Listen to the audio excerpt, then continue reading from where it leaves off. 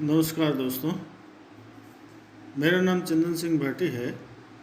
आज की इस वीडियो में हम एनसीईटी सीबीटी परीक्षा जो मार्च 2021 के दौरान हुई थी उसकी आंसर की लेकर के आपके साथ में उपस्थित हुआ हूँ। इसमें trade theory, workshop calculation and science और ईएस का पेपर था। 20 प्रश्न ईएस के थे, 40 प्रश्न थ्योरी के थे और वर्कशॉप कैलकुलेशन के भी 20 प्रश्न थे। सबसे पहला प्रश्न है, सीपीयू से क्या तात्पर्य है? इसमें ऑप्शन बी सही होगा, सेंट्रल प्रोसेसिंग यूनिट। अगला प्रश्न है, एंटरप्रेन्योरशिप को डैश कहा जाता है? इसमें ऑप्शन सी सही होगा, एंटरप्रेन्योरशिप को हम स्वरोजगार भी कहते हैं। अगला प्रश्न था, भूकंप को डैश नामक यंत्र से मापा जाता है? तो भूकंप को सिस्मोग्राफ से नापते हैं, भूकंप सूचक यंत्र कहते हैं उसे। ऑप्शन बी इसमें सही होगा। अगला प्रश्न था, उच्चारण यानी कि प्रोनाउंसिएशन को डैश से संदर्भित किया जाता है? ऑप्शन डी इसमें सही होगा, ध्वनि का उत्पादन। ध्वनि के उत्पादन को प्रोनाउंसिएशन कहते हैं। अगला प्रश्न था, फिशबोन चार्ट को डैश भी कहा जाता है? तो इसमें ऑप्शन ए सही होगा, कॉज एंड इफेक्ट डायग्राम को फिशबोन चार्ट भी कहते हैं। अगला प्रश्न था, कंप्यूटर प्रणाली में डैश होते हैं? तो कंप्यूटर प्रणाली में ऑप्शन बी इसमें सही होगा, हार्डवेयर और सॉफ्टवेयर होते हैं। अगला प्रश्न है, आईएलओ का विस्तार यानी कि एक्सपेंशन क्या है? आईएलओ हम इंटरनेशनल लेबर ऑर्गेनाइजेशन को कहते हैं। ऑप्शन ए इसमें सही है। अगला प्रश्न है, निम्न स्तर की भाषा यानी कि लो लेवल लैंग्वेज को डैश कहते हैं? ऑप्शन सी इसमें सही होगा, मशीन लैंग्वेज को लो लेवल की लैंग्वेज कहते हैं। अगला प्रश्न है, कौन सा एक वेब आधारित लेखांकन है? तो वेब बेस्ड अकाउंटिंग टैली को हम कहते हैं। ऑप्शन सी इसमें सही होगा। अगला प्रश्न है, एक्सेल में किसी रो और कॉलम के इंटरसेक्शन को कहा जाता है? इसमें ऑप्शन ए सही होगा, रो और कॉलम के इंटरसेक्शन को सेल कहते हैं। अगला प्रश्न है, माल के उत्पादन में लगे उद्यमों को डैश के नाम से जाना जाता है? तो माल के प्रोडक्शन के लिए जो फैक्ट्रीज होती हैं उनको हम मैन्युफैक्चरिंग एंटरप्राइज कहते हैं। ऑप्शन ए इसमें सही होगा। अगला प्रश्न था, मानव प्रयासों में सही और गलत के अध्ययन को डैश कहा जाता है? तो सही और गलत के अध्ययन को एथिक्स कहते हैं। ऑप्शन सी इसमें सही होगा। अगला प्रश्न था, कंप्यूटर नेटवर्क जो एक क्षेत्रीय, राष्ट्रीय या वैश्विक स्तर तक फैला होता है? ऑप्शन सी इसमें सही होगा, वैन, वाइड एरिया नेटवर्क। अगला प्रश्न है, कम उत्पादकता डैश लो प्रोडक्टिविटी प्रति व्यक्ति जीडीपी में कमी करती है? ऑप्शन सी इसमें सही होगा। अगला प्रश्न है, आनंद प्राप्त करने के लिए केवल गाने सुनना डैश के अंतर्गत आता है? तो इसमें ऑप्शन सी सही होगा, प्रशंसात्मक यानी कि एप्रिशिएटिव लिसनिंग गाने सुनने के अंतर्गत आती है। अगला प्रश्न है, पर्यावरण के संबंध में जीवित चीज़ों के अध्ययन को कहा जाता है? इसमें ऑप्शन सी सही होगा, इकोलॉजी पर्यावरण के संबंध में जीवित चीज़ों का अध्ययन करती है। अगला प्रश्न है, सेरी किसके लिए है? तो सेरी सॉर्टिंग आउट को कहते हैं। ऑप्शन ए इसमें सही होगा। अगला प्रश्न है, कॉर्डिनल नंबर कौन सा है? तो इसमें ऑप्शन ए सही होगा, 10 इसमें कॉर्डिनल नंबर है। अगला प्रश्न है, किसी कार्य में किए जाने वाले कर्तव्यों और जिम्मेदारियों का लिखित विवरण डैश को कहा जाता है? तो कार्य के कर्तव्यों और जिम्मेदारियों के जो लिखित विवरण है उसे हम जॉब डिस्क्रिप्शन कहते हैं। ऑप्शन बी इसमें सही होगा। अगला प्रश्न था, नए उपयोगी उत्पादों में छोड़ी गई सामग्रियों को पुनः आपूर्ति को डैश कहा जाता है? ऑप्शन बी इसमें सही होगा, रिसाइकलिंग। सामग्रियों की पुनः आपूर्ति को रिसाइकलिंग कहा जाता है। तो ये 20 सवाल एम्प्लॉयबिलिटी स्किल से संबंधित थे। अगले 40 सवाल थ्योरी से संबंधित आएंगे, उनके ऊपर भी हम चर्चा करते हैं। अगला प्रश्न 21 नंबर है, टेलीस्कोपिक गेज के एक्स के द्वारा चिन्हित भाग का क्या नाम है? दोस्तों चित्र को ध्यान से देखें, इसमें एक्स के द्वारा अंकित पार्ट का हमें नाम बताना है। इसमें ऑप्शन सी सही होगा, प्लंजर लॉक। अगला प्रश्न है, भागों की आंतरिक चूड़ियों को नापने के लिए कौन से गेज का उपयोग होता है? तो इंटरनल थ्रेड हम जानते हैं। ऑप्शन सी इसमें सही होगा, थ्रेड प्लग गेज। अगला प्रश्न है, स्प्रिंग पिनों का क्या उपयोग है? तो स्प्रिंग पिनों का उपयोग है असेंबली के कॉरस्पॉन्डिंग होल में बड़ी टॉलरेंस के साथ लोकेट करना। तो ऑप्शन सी इसमें, बी इसमें सही होगा। अगला प्रश्न है, वह कौन सी वेल्डिंग मशीन है जो दोनों एसी और डीसी करंट और फेरस और नॉन फेरस धातुओं की वेल्डिंग के लिए इलेक्ट्रोडों के प्रयोग के लिए बनाई जाती है? इसमें ऑप्शन ए सही होगा। रेक्टिफायर सेट एसी और डीसी दोनों करंट के लिए उपयोगी है और फेरस और नॉन फेरस दोनों तरह के इलेक्ट्रोड इसमें काम में ले सकते हैं। ऑप्शन ए रेक्टिफायर सेट इसमें सही होगा। अगला प्रश्न है, एक्स के द्वारा चिन्हित पार्ट को पहचानना है हमें। इसमें एक सिलेंडर दिखाया गया है, इसमें एक्स के नाम से अंकित पार्ट को हमें बताना है। तो एक्स जो है वो सेफ्टी प्लग है, ऑप्शन ए इसमें सही होगा।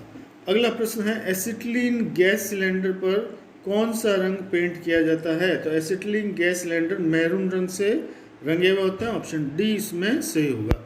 अगला प्रश्न है, लकड़ी काटने की आरी यानी कि वुड वर्किंग सा के दांते को धार लगाने के लिए किस फाइल का प्रयोग किया जाता है? ऑप्शन सी इसमें सही होगा, मिल सॉस फाइल वुड वर्किंग सा के दांतों में धार लगाती है। अगला प्रश्न है, इसमें चित्र दिखाया गया है, एक बोल्ट और नट है, बोल्ट का प्रकार बताना है, कौन सा बोल्ट है? ऑप्शन ए अवकाश क्षेत्र के साथ बोल्ट, ये इसमें सही उत्तर होगा। अगला प्रश्न है, क्रेस्ट के रूट की ऊर्ध्वाधर दूरी कौन सी है? क्रेस्ट और रूट की ऊर्ध्वाधर दूरी को हम डेप्थ कहते हैं, ऑप्शन डी इसमें सही होगा। अगला प्रश्न है, उस प्रणाली का नाम बताइए जिसमें होल का साइज स्थिर रखा जाता है और शाफ्ट का साइज अलग अलग हो सकता है। तो इसमें ऑप्शन सी सही होगा, होल बेसिस सिस्टम में होल का साइज फिक्स रखा जाता है। अगला प्रश्न है, मास प्रोडक्शन में किस कंपैरेटर का प्रयोग किया जाता है? तो मास प्रोडक्शन में हम न्यूमेटिक कंपैरेटर का प्रयोग करते हैं। अगला प्रश्न है, इसमें एक चिन्ह दिखाया गया है, उस चिन्ह का हमें नाम बताना है। इसमें एक फुटपाथ के ऊपर एक व्यक्ति जाता हुआ दिखाई दे रहा है, ऑप्शन डी इसमें सही होगा, पेडेस्ट्रियन क्रॉसिंग यानी कि पैदल पथ। अगला प्रश्न है, किस प्रकार का पावर ट्रांसमिशन स्पर गियर के द्वारा संचालित होता है? तो इसका स्पर गियर के द्वारा पैरेलल ट्रांसमिशन समानांतर संचरण होता है, ऑप्शन ए इसमें सही होगा। अगला प्रश्न है, ढलवा लोहे में ड्रिलिंग करने के लिए कौन सा कटिंग फ्लूइड प्रयोग करते हैं? तो ऑप्शन ए सही होगा, कास्ट आयरन के लिए कोई कटिंग फ्लूइड उपयोग नहीं करते हैं, सूखी हवा इसमें काम आती है। अगला प्रश्न है, ऑक्सीजन का सिलेंडर कैसे रंग का होता है? तो ऑप्शन सी इसमें सही होगा, ऑक्सीजन का सिलेंडर काले रंग का होता है। अगला प्रश्न है, स्क्रैपिंग करते समय हाई स्पॉट हम कैसे पहचानेंगे? ऑप्शन ए इसमें सही होगा, पर्शियन ब्लू के द्वारा हॉट स्पॉट की पहचान की जाती है, हाई स्पॉट्स की। अगला प्रश्न है, यूनिवर्सल सरफेस गेज का कौन सा पार्ट स्क्राइबर को पकड़ता है? तो स्नग एक ऐसा पार्ट है यूनिवर्सल सरफेस गेज का जो स्क्राइबर को पकड़े रखता है, ऑप्शन ए इसमें सही होगा। अगला प्रश्न है, वर्नियर बेल प्रोटेक्टर के स्टॉक का इंटीग्रल पार्ट कौन सा है? तो डायल इंटीग्रल पार्ट होता है, इसमें पार्ट बी सही होगा। अगला प्रश्न है, कौन सी शीट मेटल कोरोजन और एब्रेजन के प्रति अधिक प्रतिरोधी होती है? तो इसमें ऑप्शन सी सही होगा, एल्यूमिनियम से जंग नहीं लगता है और खरोंच नहीं आती, ऑप्शन सी इसमें सही होगा। अगला प्रश्न है, गोल रॉड का सेंटर ज्ञात करने के लिए किस कैलिपर का प्रयोग करते हैं? ऑप्शन ए इसमें सही होगा, जेनी कैलिपर के द्वारा गोल रॉड का सेंटर ज्ञात किया जा सकता है। अगला प्रश्न है, किस ढलवा लोहे में मशीन टूल में वाइब्रेशन और औजार की चिटचिटाहट को कम करने की क्षमता होती है? तो कास्ट आयरन जो है वो ग्रे कास्ट आयरन होता है जिसमें वाइब्रेशन और टूल चैटरिंग नहीं होती, ऑप्शन ए इसमें सही होगा। अगला प्रश्न है, रेतियों के दांतों के मध्य जो मेटल चिप्स है उसको हटाने की विधि को क्या कहते हैं? तो हटाने की विधि पूछी है, इसमें ऑप्शन सी कॉपर स्ट्रिप सही होगा। अगला प्रश्न है, कौन से 3 फैक्टर आग लगने के कारण बनते हैं? तो इसमें ऑप्शन ए सही होगा, आग लगने के लिए हमें 3 चीज़ें चाहिए, ईंधन, ताप और ऑक्सीजन, इसमें ऑप्शन ए फ्यूल, हीट और ऑक्सीजन सही होगा। अगला प्रश्न है,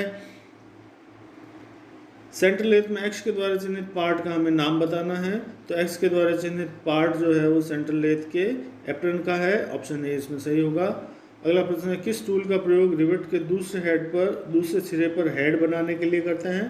तो रिवेट का दूसरा हेड बनाने के लिए रिवेट स्नैप का प्रयोग करते हैं, ऑप्शन डी इसमें सही होगा। अगला प्रश्न है, कौन सी धातु चद्दर जोड़ने और सोल्डर करने में आसानी होती है। तो सीट मेटल जो टिन की होती है वो जोड़ने और सोल्डरिंग में सबसे इजी होती है। ऑप्शन ए टिन प्लेट इसमें सही होगा। अगला प्रश्न है कार्यस्थल पर दुर्घटना रोकने का सबसे पहला कदम क्या है? ऑप्शन सी इसमें सही होगा। यदि हम सुरक्षा सावधानी अपनाएंगे तो दुर्घटना से हम बच सकते हैं, ये सबसे पहला कदम है। अगला प्रश्न है दोस्तों, इसमें एक रिमर दिखाया गया है। रिमर में एक्स के द्वारा अंकित पार्ट को हमें बताना है कि कौन सा एंगल है। तो ये हेलिक्स एंगल दिखाया गया है। ऑप्शन सी इसमें सही होगा। अगला प्रश्न है कर्व लाइन पर कटिंग करने के लिए किस हेक्सा ब्लेड का प्रयोग करते हैं? तो कर्व लाइन पर कटिंग करने के लिए हम फ्लेक्सिबल ब्लेड काम में लेते हैं। ऑप्शन सी इसमें सही होगा। अगला प्रश्न है स्टील की सोल्डरिंग के लिए कौन सा फ्लक्स काम में लेते हैं? तो अमोनियम क्लोराइड लेते हैं। ऑप्शन ए इसमें सही होगा। अगला प्रश्न है एक ग्राइंडिंग व्हील जिसका स्पेसिफिकेशन बताया गया है 32A46H8V। इसमें ए क्या दर्शाता है? तो ए एल्युमिनियम ऑक्साइड को दर्शाता है जो कि एक अपघर्षक का प्रकार है। Option D type of abrasive इसमें सही होगा। अगला प्रश्न है इसमें एक चित्र देखिए, चित्र का में एक टूल दिखाया गया है, इस टूल का हमें नाम बताना है। ये स्टार व्हील ड्रेसर का चित्र है। ऑप्शन सी इसमें सही होगा। अगला प्रश्न है इसमें एक लेथ मशीन से संबंधित संक्रिया दिखाई गई है, हमें इस संक्रिया का नाम बताना है। तो ये अंडरकट शोल्डर बनाया हुआ है। ऑप्शन डी इसमें सही है।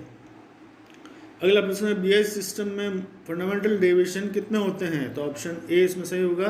बीआईएस सिस्टम में 25 फंडामेंटल विचलन होते हैं।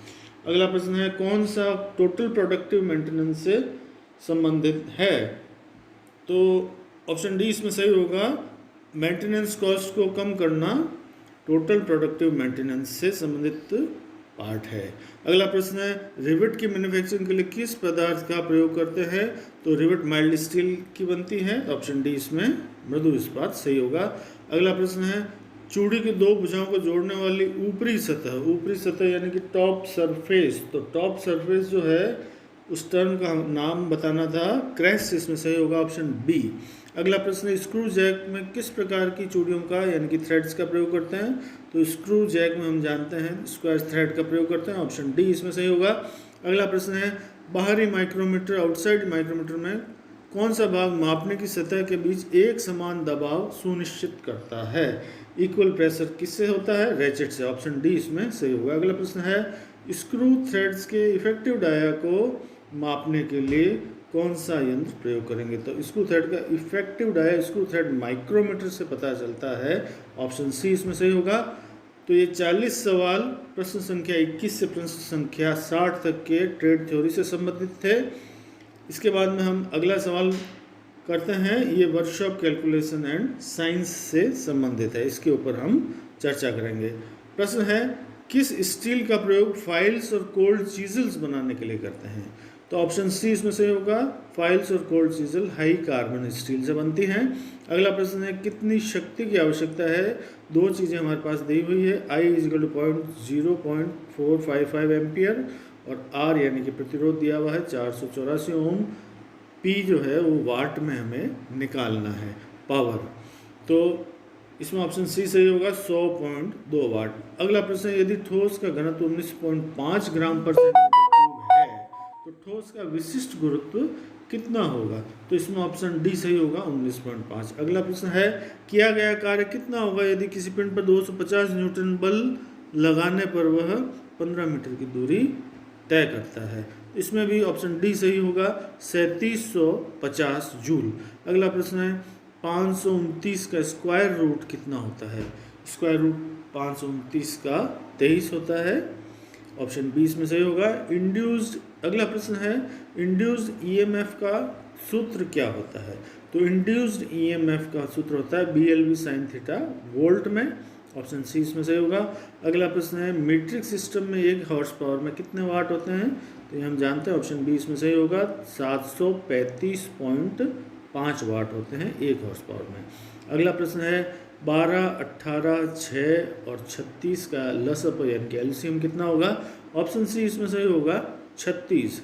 अगला प्रश्न है यदि एक रॉड 20 डिग्री सेंटीग्रेड पर 100 मीटर लंबा और 100 डिग्री सेंटीग्रेड पर 100.14 मीटर लंबा पाया जाता है तो उसमें रेखीय प्रसार गुणांक यानी कि कोफिशिएंट ऑफ लीनियर एक्सपेंशन हमें निकालना है। ऑप्शन बी इसमें सही होगा 1.75 इंटू 10⁻⁻5 पर डिग्री सेंटीग्रेड। अगला प्रश्न है गति की इकाई क्या होती है? तो गति की इकाई मीटर पर सेकंड होती है, ऑप्शन ए इसमें सही होगा। अगला प्रश्न है 0.003 इंटू 0.5 का गुणनफल क्या होगा? तो गुणनफल दशमलव पद्धति में ऑप्शन बी इसमें सही होगा 0.0015। अगला प्रश्न है साइन थीटा किसके बराबर होता है? इसमें ऑप्शन ए सही होगा विपरीत भुजा बटा कर्ण के बराबर होता है साइन थीटा। अगला प्रश्न है इसमें नॉन मेटल कौन सी है? तो नॉन मेटल ग्रेफाइट है। इनमें से चारों ऑप्शन में से ऑप्शन बी इसमें सही होगा। अगला प्रश्न है ऊष्मा की एसआई इकाई क्या है? इसमें ऑप्शन बी सही होगा जूल। ऊष्मा की एसआई इकाई जूल होती है। अगला प्रश्न है परमानेंट मैग्नेट बनाने के लिए किस मिश्र धातु का उपयोग किया जाता है? तो परमानेंट मैग्नेट बनाने के लिए कोबाल्ट स्टील काम में लेते हैं, ऑप्शन डी इसमें सही होगा। अगला प्रश्न है एल्युमिनियम का बॉइलिंग पॉइंट कितना आता है? तो एल्युमिनियम का दोस्तों ध्यान रखिए बॉइलिंग पॉइंट 2469 होता है, ऑप्शन सी इसमें सही होगा। अगला प्रश्न है 1 ग्राम पानी को 1 डिग्री सेंटीग्रेड तापमान बढ़ाने के लिए कितनी ऊष्मा की आवश्यकता होती है? तो ऊष्मा की मात्रा को क्या कहते हैं? ऊष्मा की मात्रा किस में नापी जाती है? कैलोरी में, ऑप्शन बी सही होगा। अगला प्रश्न है एक वर्ग जिसकी भुजा 18 है तो उसका क्षेत्रफल कितना होगा? इसमें ऑप्शन डी सही होगा 323। 18 को 18 से गुणा करेंगे 324 आएगा। अगला प्रश्न है प्रश्न संख्या 79। एफर्ट के द्वारा डिस्टेंस मूव और लोड के द्वारा तय की गई दूरी में जो अनुपात है वो क्या होगा? वेगानुपात, ऑप्शन बी इसमें सही होगा। प्रयास द्वारा चलित दूरी बटा भार द्वारा तय की गई दूरी का अनुपात वेगानुपात कहलाता है। अगला प्रश्न है प्रश्न संख्या 80। अंतिम प्रश्न था ये, कौन सा एक बहुत अच्छा सुचालक वेरी गुड कंडक्टर है? तो इसमें चारों ऑप्शन में से ए ऑप्शन सही होगा, तांबा एक बहुत अच्छा सुचालक है। तो दोस्तों ये ट्रेड थ्योरी, एम्प्लॉयबिलिटी स्किल और वर्कशॉप कैलकुलेशन साइंस के कुल 80 प्रश्न थे जो दिनांक 15 मार्च 2021 से लेकर 30 मार्च 2021 के बीच में पूछे गए थे। ये एक मॉडल पेपर है और इसको सॉल्व किया गया है। आने वाली परीक्षाओं में ये वीडियो आपके लिए बहुत उपयोगी होगा। धन्यवाद।